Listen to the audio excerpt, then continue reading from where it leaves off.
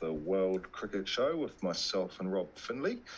Hey Rob, happy Monday. How's it going, mate? Yeah, well, thanks, Andy. How you doing? Yeah, pretty good. Just dealing with a bit of construction here in the background in Bali, which may affect the audio quality or add to it, however you like to say. But we've got plenty to talk about today. Gee, it's interesting, isn't it? The test season's already finished, certainly in the Southern Hemisphere, but there's still a lot of cricket going on around the world. Of course, we had the Women's Premier League final in India last night. We've got the PSL final later on tonight.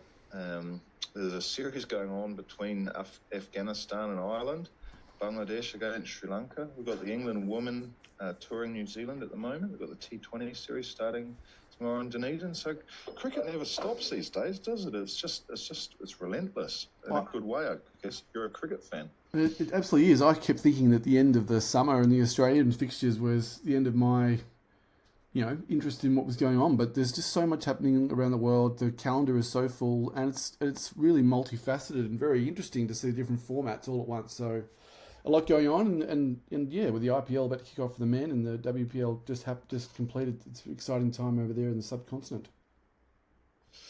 Yeah, just having a look at that match last night in the WPL final.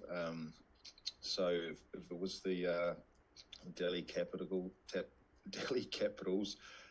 against Royal Challengers Bangalore, so Delhi had made their second final in a row, and unfortunately they lost their second final in a row. Bowled out for 113, but at one stage it looked very promising when Meg Lanning and Shafali Verma were at the crease. They added, 64 for the first wicket in 7 overs. So pretty amazing comeback. 4 wickets for Shriyanka Patel, 4 for a 12, quite impressive. And actually Sophie Molyneux, the Australian, she got 3 for 20. And she actually, I think she won man of the match, player of the match actually. Anyway, Royal Challengers Bangalore chased the runs down. Actually, it was quite close in there. Went to the 19th, middle of the 20th over, 115 for 2, and everyone contributed there. Srimati Mandhana, the skipper, made 31. Sophie Devine, the Kiwi, made 32, and Elise Perry, 35 not out. So, yeah, good result for Royal Challengers Bangalore, but Delhi 2 finals in a row and 2 losses. So well done to Bangalore, I must say.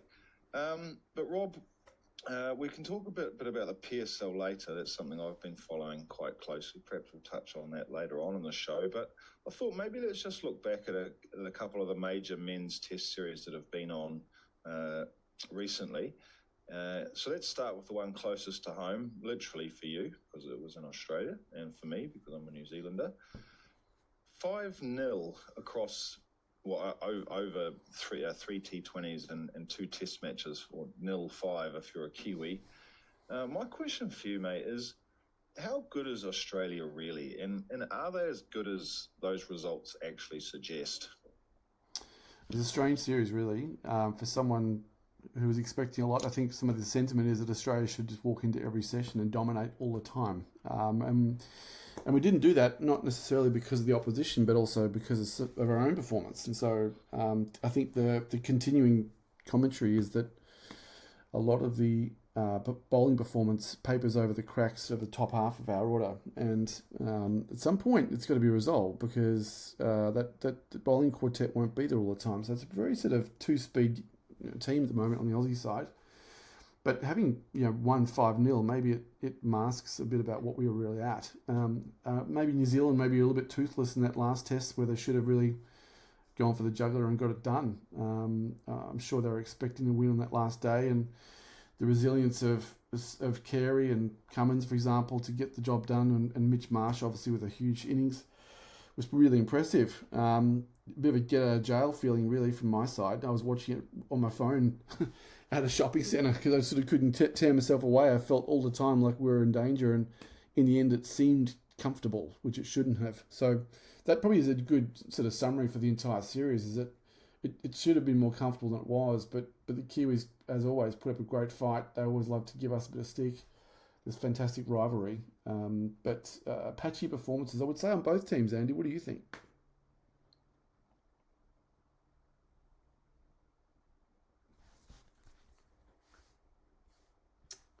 Andy, you're on mute.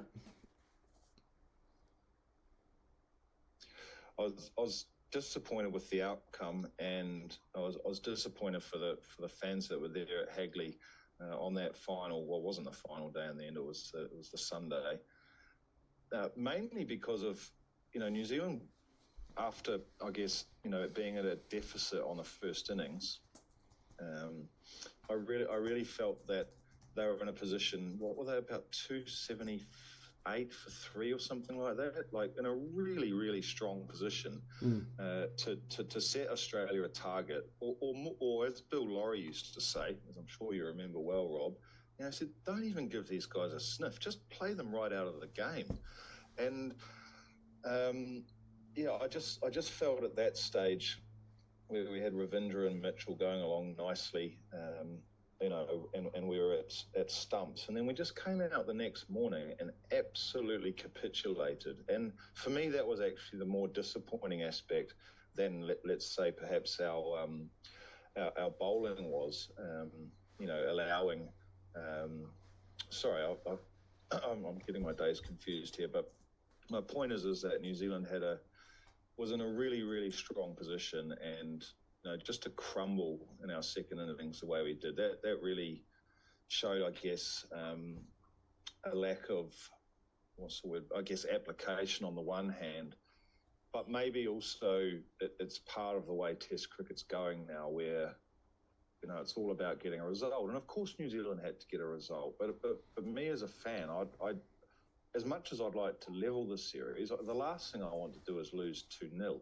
So in the end, we set Australia a very gettable target and had them absolutely on the ropes, of course, the 30-odd for 4 and then an 80-odd for 5. And then I guess that this comes into another question I've got for you, Rob, is what do you make of the relative captaincy between Southee and Cummins over the series? And I guess this is sort of a loaded question because there's been a lot of talk online about Southee's captaincy and strategy and all of those sorts of things on that final day when Australia was in a position of difficulty. So I just wonder, from your perspective, how do you see those two relative in terms of their sort of tactics and everything?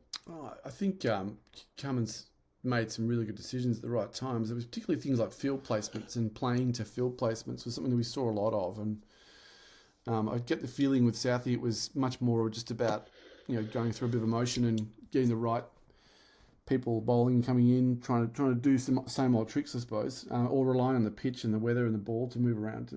I feel like Cummins has got this sort of what would you call it? This sort of constant sort of small amounts of pressure the whole time that build, and then at a certain point, sometimes the batsmen start to want to break through that, and they fall into these sort of traps that are fairly sort of well known. So I think Cummins did a good job. I think in the end of the day, he backs his team, and then they play to their strengths, and they seem to double down on that. So I would give it to Cummins in that regard. But I haven't sort of seen Southee captain that much. He seems to have been around for forever. And whether he's a good captain or just a great long-term bowler, I'll leave that to you to decide. But I think Cummins got it right this time.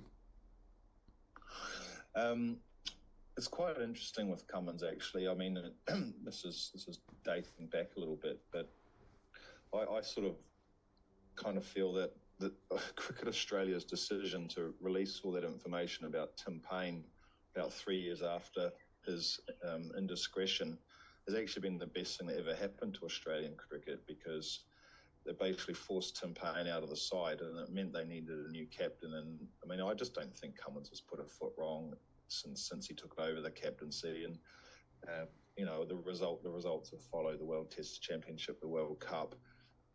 They're winning everything. Okay, they drew against the West Indies and weren't always on top against Pakistan, weren't always on top against New Zealand, but they're not losing anything. And I think he's a very respected leader. not just within his team, but from fans around the world. Whereas, Tim Southee's been in the job a little bit shorter as Test captain since, it's only about 15, 16 months now. And I don't think his captaincy's really been questioned until this series. And actually, I must say, he wasn't particularly helped with the bowlers that he was given to use in this Test series. Of course, New Zealand's been very reluctant to play a specialist spinner, which was probably never going to happen in Christchurch. Just history showed you that spinners don't really take a lot of wickets there. But in Wellington, I think there was a big oversight not having a frontline spinner, and having to rely on Glenn Phillips and Ravindra. And then, of course, you had Kuggeleijn, who was a very sort of, let's say, debated selection by fans. And then Southee himself not getting any wickets. So actually going into the last day, we kind of had 2.5 bowlers to try and bowl a side out, which is just far from ideal. So I don't think the selection of the side helped. And Southee's own form obviously didn't help. So just a final thing on that series, Rob. Steve Smith's now into he's had 4 completed tests as the test opener since David Warner retired. Where do you see Aussie going with Smith? Do you think everyone keeps calling it an experiment, which I think is really unfair to Smith. But do you see him having a future as a test opener? Bearing in mind that Khawaja might not go on that long either. It's a really interesting one. I mean, the challenge is how far away the next Test game is for us. I think it's in November against India, so it's a long way between now and then. And you feel like if there was another series, say next week, you'd just say, well, let's just keep going and see where it goes, or let's just change it up. But there's a long time between now and the next game. To the point there could be a huge amount of development in a county season, or he's been offered apparently the opening spot in the New South Wales Sheffield Shield team for the start of next season if he wants to get some form. So I think he'll stay in there as the preferred outcome, but I don't think there's any guarantee. If the likes of Bancroft and others start to pile on runs, the pressure is really going to build. The problem is he gave up his best spot in number 4 to keep Cameron Green in the side, so he might have sacrificed himself there a little bit if it doesn't keep working out. The good thing, obviously, for us is that Marnus made 90 and Cameron Green made a ton, I think, and Alex Carey got 98 in that last game, and Trav Head had a bit of a tough one. Mitch Marsh got a century, obviously. So the other players are somewhat redeemed themselves, but the standout certainly is Stephen Smith and his lack of runs for many innings now. So the pressure will be on him to have a really great off season. In between various one-day games and T20 games. We'll see where he goes, but I think he'll have high expectations and a lot of pressure on him. If he's still in that side in November or whenever it is against India, there'll be this expectation that he'll dominate in home soil. The problem is he's going to be playing against probably the toughest team in the world to play anywhere, and India will be super strong in a place where they've won pretty recently. So it actually gears up to be a really exciting summer for Australia next summer. But Stephen Smith will carry the pressure if he's opening the batting. I'm not sure what you think about this idea of experimentation and people shifting spots. I guess it's just part of a dilemma of having 11 guys to fit into one side, but we'll see where it goes. What do you think? Yeah. Well, I mean, I've said before, I have absolutely no problem with that. I think sometimes you need to have, your best players take positions which might not seem obvious for them.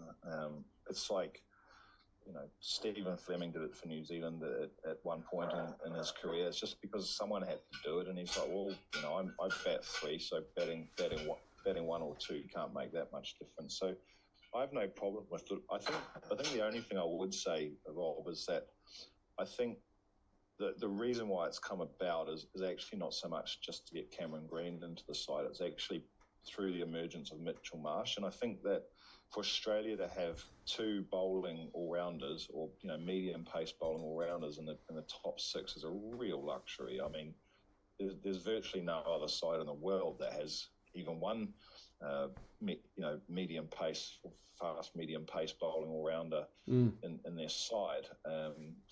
Even Ben Stokes hasn't really been bowling for England. So I think Australia is trying to maybe force the issue a little bit too much, and I think it is a position of luxury. But what might end up happening, of course, is that you touched on Travis Head. He might be the one to miss out, and they might just, or perhaps even, move Green down one position. But I don't know. I think Australia sees Cameron Green as a long-term replacement for Smith at number 4. But the question is, should he go straight into number 4 now? And I'm not sure that they've got the timing of everything exactly right. Let's put it that way. But speaking of Ben Stokes, the England-India series is finished, of course, last week, 4-1. It looked comprehensive in the end for India, at least on paper. England weren't without their chances, even in that fourth test, and but they just weren't really able to, let's say, seize the initiative when they had the opportunities, and particularly towards the end of the series, the last 3 tests really, the Indian spinners were just they're just too good really. From what I could make out, Kuldeep came into really, really good form. Ashwin had a really solid series. Ravindra's always solid. Not Ravindra, sorry, I'm getting confused with the New Zealand guy. Ravindra Jadeja, I mean. Yep. But one thing I wanted to ask you about is, you're an Australian and you've lived through that whole experience of the Ashes last year and this whole thing about Bazball and all that. But I was really fascinated with what Ben Stokes said at the end of the series. He said, he said, look, Bazball's a media word, which is true. It was a word that was invented in a podcast on Cricinfo, which every journalist latched onto. But he basically said Bazball's about becoming a better player. What did you make of that? Well, isn't that the point of every athlete and sports person on the planet, is to improve all the time? Maybe it's just their way of doing it. I don't understand it. The fact that they refer to it when they want to, they use it when they want, they double down on it when it works. When they don't, they have to redefine it all the time. They have to defend it or try and palm it off. It's sort of a rod for their own back, right? And the media loves a catchphrase, and they'll make it stick to them for as long as they can. Australians will love to hang them by that whenever possible. I think every team that goes to India gets exposed no matter what you do, and so if you want to double down on how you play, go for it. You'll just lose the series 3 or 4-1. So maybe that first test again gave them some false sense of security. And as you said, as the series went on, it kind of became more apparent that wasn't working, and there wasn't really any other way. I saw Ashwin say recently that he realised that what Bazball wasn't just about aggressive front foot cricket where you're trying to score all the time. It was also about this lack of defence. And India seemed to just probe and find ways to get through where they weren't really interested in defending. They were just sort of interested in attacking all the time. And so you've got to have a slightly multifaceted game, you would think, because it's not straightforward everywhere you go, as much as they might think. So, I don't know. It's pretty funny to hear that. And I don't know, Andy, are you trying to improve yourself all the time? Are you a Bazball guy? Maybe we all are. I'm not sure. Deep down. Yeah, well, that was what I sort of took out of it. Is it's not. I just thought that was a ridiculous thing to say. But I did like the way that the day after the match, McCullum came out and actually spoke some sense. And in summary, he said, "Yeah, we were exposed." So an admission basically, which I thought was good. And then he kind of went on to say that we need to refine our approach. Well, the thing is, though, that they're not about to, move off to Bangladesh or to, another part of the world where they're going to come up against, predominantly spinners. They're going to be at home against the West Indies and England. Against the West Indies and Sri Lanka come June. And so it will be interesting to see if they refine their approach. But I suspect they're not going to do anything of the sort, because the fans at home absolutely love this style of just, trying to, rattle on 400 on day one if you win the toss, declare before stumps if, there's a chance of getting a wicket or whatever. So I don't know. I think it might be a refinement of just some of the messages to the team, really. Just those things, those sorts of comments. I think was it McCullum? Yeah, McCullum also said, "Look, we also got to be a bit more careful about what we say publicly." And I think he was specifically referring to Ben Duckett. So I think the refinement might be in the messaging rather than the way they actually play, and that's just sensible. I think it's just gone too far now. But there's a couple of questions about this England side, though.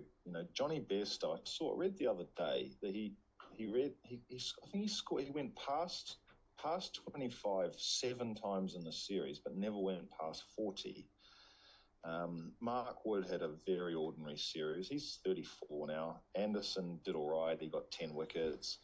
But, not as, well, I guess, yeah, decent for subcontinent, but, nowhere near sort of the level of Bumrah. So my question is, if I look at those three players, I mean, is the end near for these guys now? But Bairstow in particular, because Harry Brook has to come back, and do they go back to Bairstow as wicketkeeper? Do they drop Ben Foakes? Do they reassess their middle order? What do you make of that situation? Well, I think in the wicket-keeping, apparently Bairstow was included in the Ashes last year because it was more suitable to the ground and the opposition.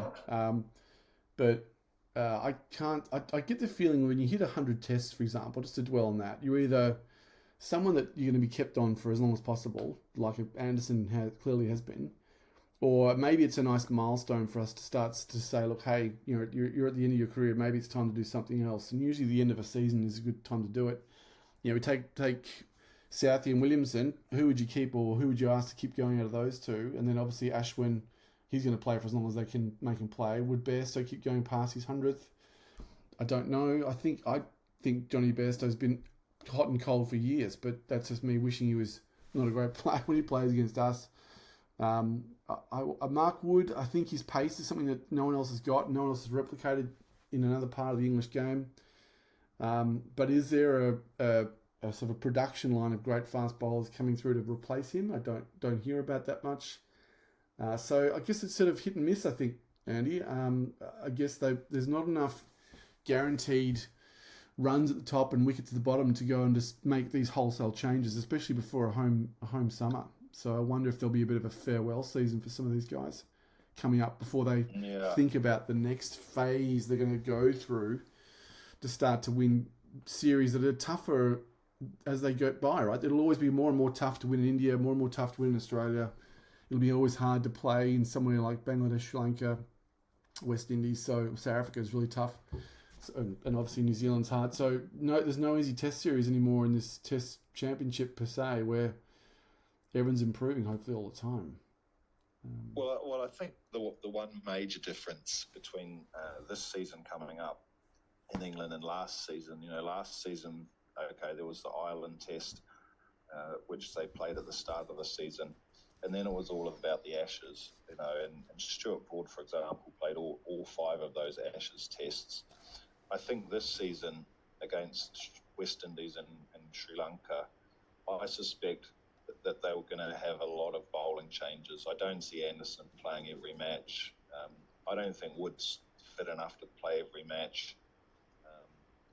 They've got to try and get Ollie Robinson back into form. Then they've got guys like Matthew Potts, who did really well on the A Tour. Josh Tongue, who did quite well last year in a couple of games. Jofra Archer is bowling again now. So I think they're going to go through a season where they try out a few different bowlers, and I think they should do that because, as you say, or as I said, you've got guys getting pretty old now, getting towards the end of their careers. And just on Johnny Bairstow, I think the other thing where it's a bit difficult for him is, he's one of only a few players that play in basically every game that England plays. T20s, one-dayers, test matches. So the demands on him are probably higher than any other player. Stokes in theory is retired from one-day cricket. Joe Root doesn't play in T20s, but Bairstow plays in everything. So, yeah, I think he might have to make a almost a bit of a call himself, like, where do I want to focus my cricket now? Because, England plays so much cricket relative to other countries. Anyway, let's move on from that. Let's have a look at the PSL, the Pakistan Super League. I follow this relatively closely, and finals on today in Karachi between the Multan Sultans and Islamabad United. It's kind of interesting what's happened this season, Rob. At this sort of for the first 2/3 of the tournament, bearing in mind there's only 6 sides in it, Multan and Quetta, the Quetta Gladiators, were kind of dominant early on. But in the end, Quetta, although they did make the top 4, they got eliminated by Islamabad United, who did that comfortably in the end. And then Islamabad won what they call the second eliminator against the Peshawar Zalmi, where they chased down 189. They scored 189 and replied to Peshawar's 185, did that in 19 overs. So I suppose the big news for Pakistan fans is that their favourite, Babar Azam, is not going to be in the final because he plays for Peshawar. But the PSL this year has kind of been overshadowed by sort of off-field stuff. The timing of it, stuff going on politically in the country, apparent lack of interest in the tournament. But what's really interesting is in the last week or so since Ramadan started, there's been absolutely no one going to the ground in Karachi, and they moved the start times to 9 p.m. local time, but it doesn't seem to have made a difference. And there's in the finals on a Monday, which is another kind of talking point. Well, why would you have it on a work day? So it's not a great look for the PSL at the end of the season, and there's a lot of talk about the crowds online, and there's an article on Cricket Info about it the other day. So it just seems crazy to have your showpiece end of season. I mean, in any sport where you basically don't have anyone going to the matches, it's just a bizarre situation. It is really strange, and it feels like it's just settled to become second fiddle to the IPL, which obviously starts pretty soon. It's a shame that it's on a Monday. I'd love to have watched it on the weekend, for example. It's not very often that I can get access to PSL content, and look at the names are in the 2 sides. There's lots of obviously local heroes like Rizwan and Shah, but there's lots of internationals. I'd love to see how they handle the conditions in the format, and I think the audience is being, or the format and the league's being robbed of the attention that it needs to get. And so, very strange. 9 o'clock is a super late time to start a game, as you say, for any market. It's not necessarily going to play to a local market or an Aussie TV market if it's that late at night. And so, I don't know, it's probably been underdone. But again, is this where it wedges into the schedule? Is this the slot that it gets given as opposed to that it demands, Andy? Well, yeah, I wondered about that, and I mean, like I say, 9 p.m. The night before, kids got to go to school the next day and stuff, and everyone's got to go to work. This was last week. I mean, obviously, So one of the games was on Saturday night, for example, which that's fine, I guess. But I don't know. It just seemed a little bit strange to me. They didn't schedule a game on Sunday, which I can see probably why they did that, because I mean, just 2 of my friends, for example, in Pakistan went to what they call their iftar yesterday from 5 till 10, basically. That's just, they call them iftar parties, I guess, which has happened periodically through the month of Ramadan. So that was probably a decent scheduling option, but it still seems strange, to have the final on a Monday night, kicking off at 9 p.m. And I had a look at the schedule, and what I couldn't work out is why they didn't start a week earlier, and finish before the start of Ramadan. That was a thing that I found surprising, and I don't know if it's related to. Sorry, the motorbike was going past. I don't know if it's related to any of the other leagues and player availability and stuff like that. But I think everyone's kind of been let down, and I don't think the criticism of the Karachi crowd's been fair, to be honest. Everyone's having a crack at the stadium and saying it's no good and it's hard to get to. Well, I've been to most stadiums in there, and I don't think Karachi's any worse than anywhere else. But just, I just hope they do get a decent crowd for the final, because I think, it warrants it.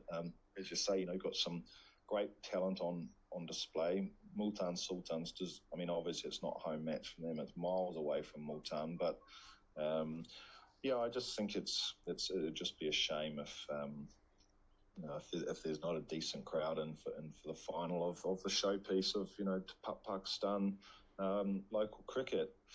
Hey mate, just one final thing I wanted to touch on is Matthew Wade. I read during the week that he's of course the Australian limited overs wicketkeeper, not always, but most of the time. He has decided to skip the start of the Indian Premier League to play for his Sheffield Shield side in the final of the Sheffield Shield. What did you make of that decision? I think it was probably not a bad one. I think he's been someone who's always felt like he's at the back end of his career for as long as I've seen him play, to be honest. He's always played a bit of a pinch hitter role sometimes. His BBL form has accelerated quite a lot, which made him a white ball player. He had a brief stint, obviously, in tests about a decade ago. He even bowled an over, Andy, would you believe, just while he was filling in at one point. He bowled at 130 Ks. For a little guy, that was pretty quick for an over. So quicker than Tim Salvey.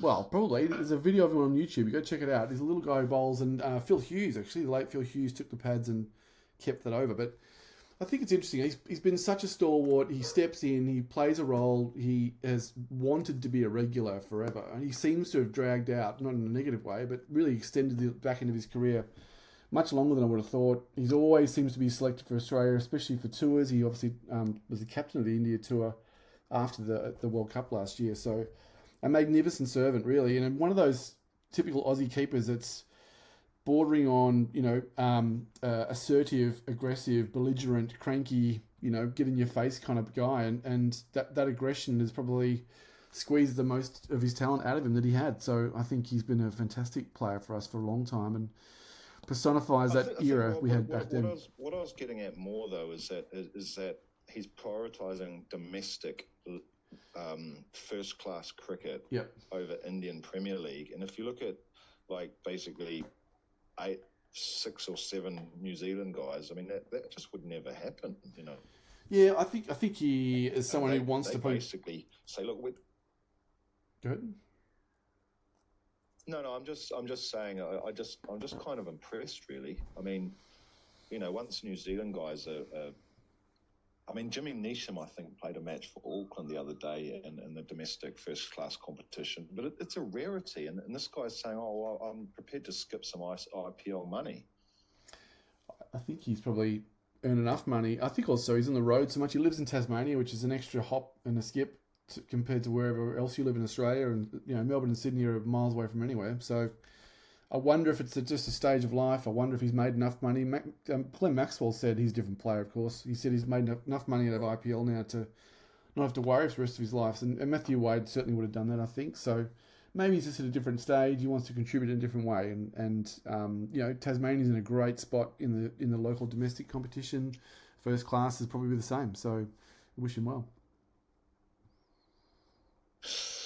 Very good. Oh, well, plenty of cricket to look forward to, of course. Like I said, we've got the Pakistan Super League final that's on later today.